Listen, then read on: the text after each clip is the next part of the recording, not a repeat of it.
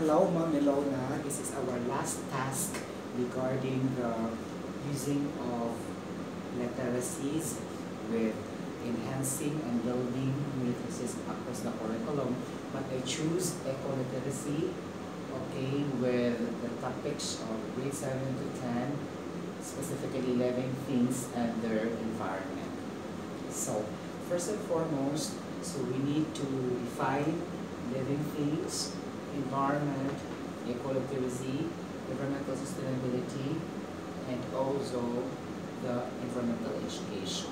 So living things are those biotic components in the environment, for example, plants, animals, microorganisms, and different life forms within the environment. Okay, and environment will be the total combination of the living things, non-living things, and the events influence the surroundings and the different types of organisms. Okay, and then environmental sustainability, it has to do something with the process and the behavior and the manner in which the integration of social system, industrial system, economics, and ecological system with its interdependence with each other to ensure that the later generations would still have the natural resources for their use and for human survival. And then we have environmental education is the ability to have knowledge, skills, and values to really use that or to navigate our experience through the environmental protection and environmental welfare, having this environmental awareness and issues, problems, and concerns, and we need to have solutions for our environmental and sustainability.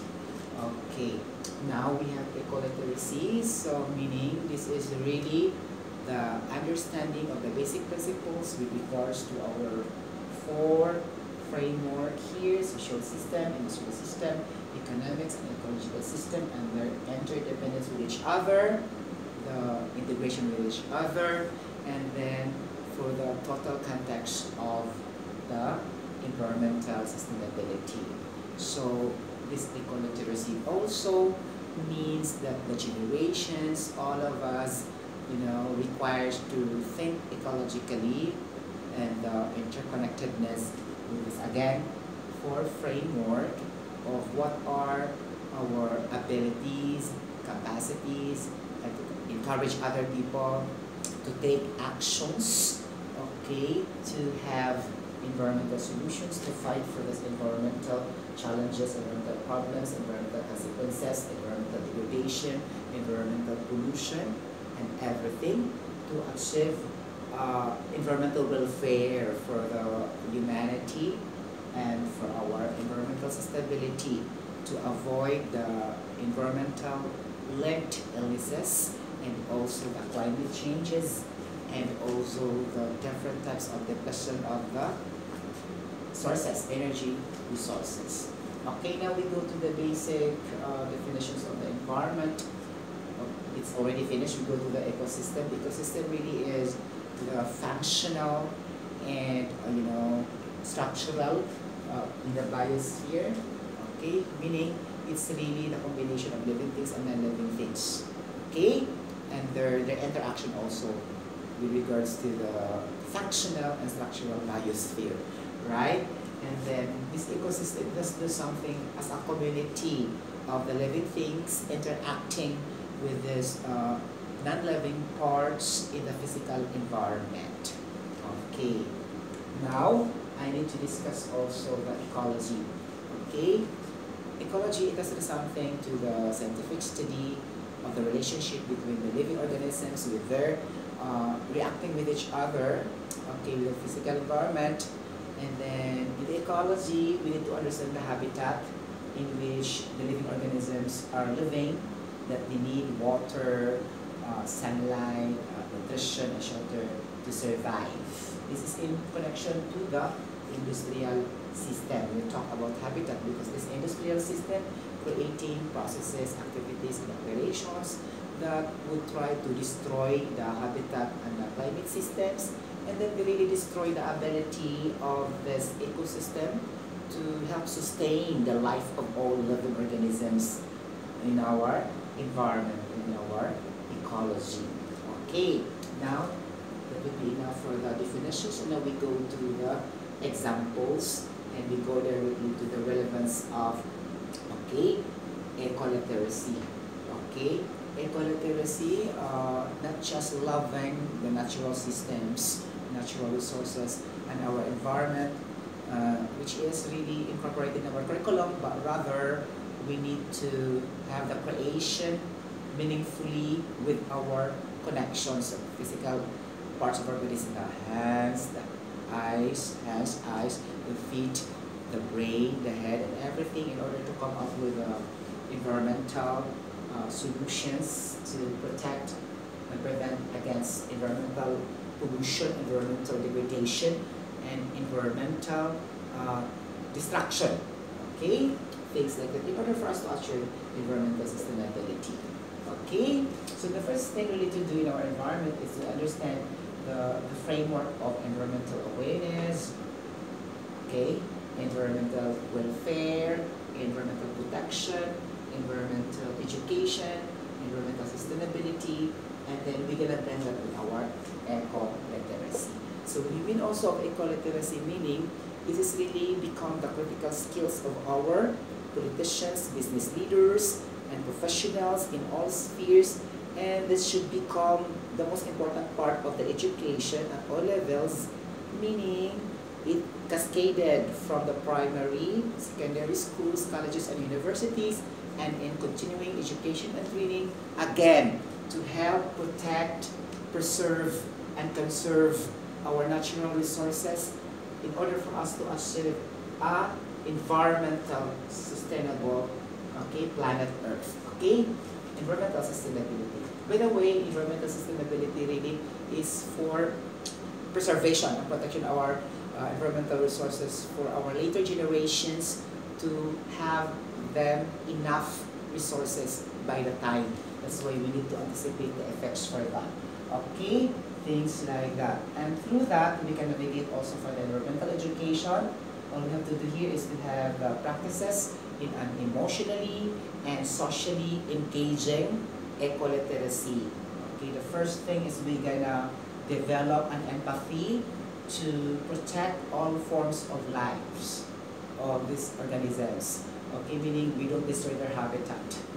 Okay, and then if we destroy their habitat, then there's no equality of the existence as a living organisms, and we need to protect them. They should be respected in the first place. Number two, embrace the sustainability for community practices. What are those examples? Solid and waste management system, the 4 Rs, reduction of the waste from the source, okay, from the sources like your homes, schools, different factors and companies. From there, we need to reduce. And after that, we need to recycle for different applicabilities and usage so that it will not produce pollution in our environment. And then we have the reuse of the particular waste, and then we're going to recover the waste for some substantial and beneficial uses also. Recover the waste. Okay, number 3, we gonna think and we gonna make the invincible to become visible. What does it mean? What it really means? Meaning to say we're gonna anticipate and forecast the negative effects or environmental consequences or environmental shortcomings that may happening in the future, and we need to solve that ahead of time to have really radical and concrete solutions that keep track to be ready if those environmental crises, shortages, and shortcomings and environmental consequences that will come in the future. That's what it means. It's not literal, it's highly analytical meaning, things like that. And then after that, we need to anticipate the unintended crisis and shortcomings also. For example, this particular releasing of different wastes in our environment, because it can cause pollution, air, water, and land pollution. Okay, all we have to do is to cooperate with our laws and policies that regulates and reduce that to minimum level in order it cannot cause pollution and could not affect also the climate change. It can also result to climate change. And then really advocating the use of renewable sources rather than the non-renewable sources. Okay, for have enough reserves for our later generations to be used for human survival. Okay, things like that. Okay, now fossil fuels. Burning of fossil fuels can be exchanged by using solar power and wind energy for generating electricity to produce the desired yields in different industries also, things like that. Because it can produce greenhouse gases, if you always burn these fossil fuels, okay, that will deplete the ozone layer of the sun. So problem, it will really have the overheating of the planet Earth. Okay, the sudden shift of the weather conditions due to temperature extremes or rising of the temperature. Okay, so that will be all for this climate change. Okay, now having this environmental education, eco-literacy, then we are ready to solve these environmental issues and problems and concerns and challenges. And then we're gonna integrate the social system, industrial system, economics, and ecological system, and having interdependence with each other. Then we can solve these problems ahead of time. The society has the effective, active, and really proactive roles to protect our environment, to achieve environmental sustainability, because sustainability for environment is very important for our upcoming generations, for their survival. That's why the purpose of choosing really the renewable energy sources rather than the non-renewable energy sources. Okay, so I hope my discussion on this is very clear, that we navigate our understanding, our analysis, our interpretation, our synthesis, or we're gonna evaluate everything basing on the basic concepts of living things and the environment, cascading to the different interactions of social system, industrial system, economics, and ecological system. Industrial system, it has to do something with industrialization. Because of industrialization, we can produce so many waste that could lead to pollution. That's why we need to control and minimize by having this environmental impact assessment. We need to understand the different activities, operations, and then we're gonna create policies to control and minimize the emissions of these harmful gases. Not only gases, the liquid waste and the solid waste as well. Okay, ecological, of course, that's our target, to make it a meaningful and a beautiful place to live with. Okay, social system, the society have the most important rules to protect and preserve our environment and to conserve our energy sources. Economics, because that's really related to all of this framework, the goods and services that we produce. At least we can optimize that it should be environmental friendly. It could not really destroy and distract and annihilate the environment, but always producing a positive impact. Why not? Because we are really having the critical thinking and the creativity and the right communication and collaboration to establish this eco-literacy to our environmental education. Then we can say we can manage these things out with our cooperation, collaboration, and through the integration of the appropriate facilities and technologies to control the wastes in emissions at present in our contemporary world, because we are not evolution.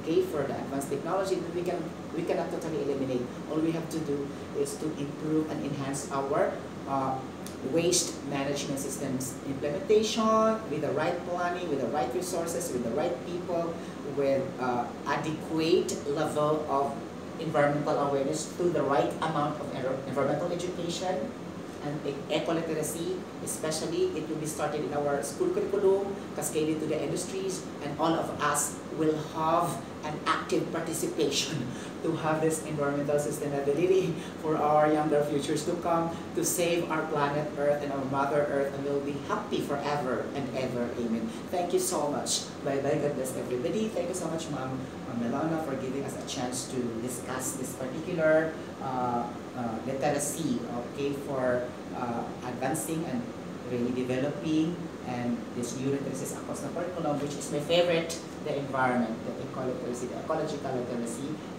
for living things and the environment. Thank you so much. Bye-bye.